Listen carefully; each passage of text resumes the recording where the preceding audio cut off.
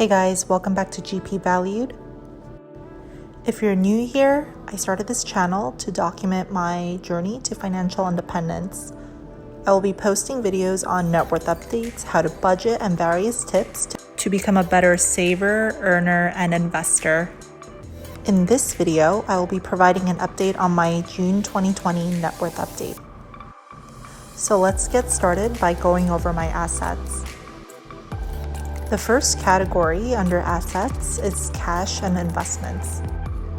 By the end of May, we had $87,000, and by the end of June, we had $91,000 in cash and investments, which is about a $4,000 increase. I also want to note that this is after all expenses are paid out, such as our mortgage, car, and student loan payments. The next category is retirement. By the end of May, we had $221,000 in retirement, and by the end of June, we had $232,000, which is an $11,000 increase. My husband and I have our company automatically withdraw a set percentage of our pay, which goes directly to our company-sponsored Vanguard retirement account. So we actually don't even get to see this amount in our paycheck, as our 401k contribution amount is deducted prior to us receiving our actual paycheck after all taxes and insurance payments are deducted. I think this idea of automatically setting aside money to a specific account is brilliant.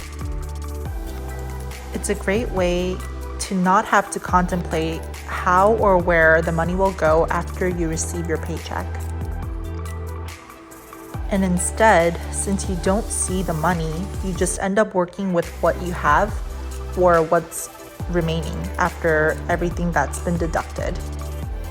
Many people in the FIRE movement talk about this idea, which is also coined as paying yourself first,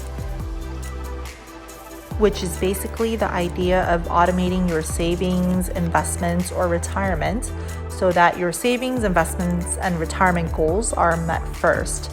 And then whatever is remaining after that's deducted is used to spend on bills and other discretionary spendings, instead of the more common approach of spending your money on eating out and buying new things and then using whatever is left over after that to fund your savings or retirement account.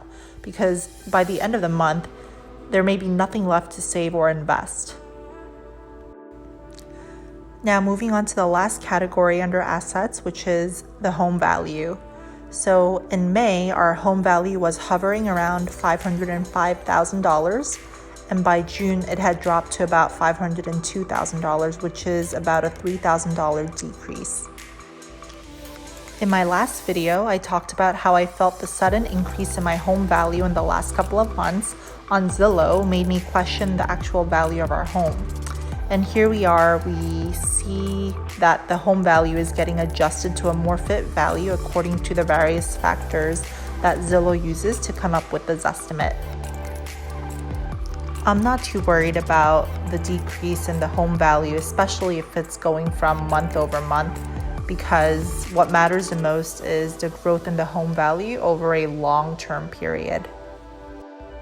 So our total assets in the month of June comes out to be about $824,000, which is approximately an $11,000 increase in our assets compared to May. You will see that the numbers don't exactly add up under the change column, and that's because all of the numbers are rounded down to the thousands place. Next, moving on to liabilities. Under liabilities, we have 4 categories. We'll start by taking a look at the student loans. In May, we're looking at $24,000 in student loans, and in June, we are also looking at the same amount of $24,000, as the numbers are rounded. So when we compare the rounded numbers month over month, there is no change. The next category is credit cards. At the end of May, we had a balance of $1,000, and by June, we had $2,000, which is a $1,000 increase. Well, correction, actually, As I mentioned in my previous video, my husband and I pay off our credit card in full each month. So it wouldn't be correct to say that the balance has increased by $1,000, but instead I should say that we put $2,000 on our credit card in June, which is $1,000 more than in May. Next, we're looking at the car loan summary. In May, we were at $11,000, and in June, we were at about $11,000 as well. When the numbers are rounded down, both May and June come out to $11,000. So in this case, there's also no change. And last but not least, under mortgage, in May, our balance was at $379,000. And by the end of June, our balance was $378,000, which is a $1,000 decrease in our mortgage balance.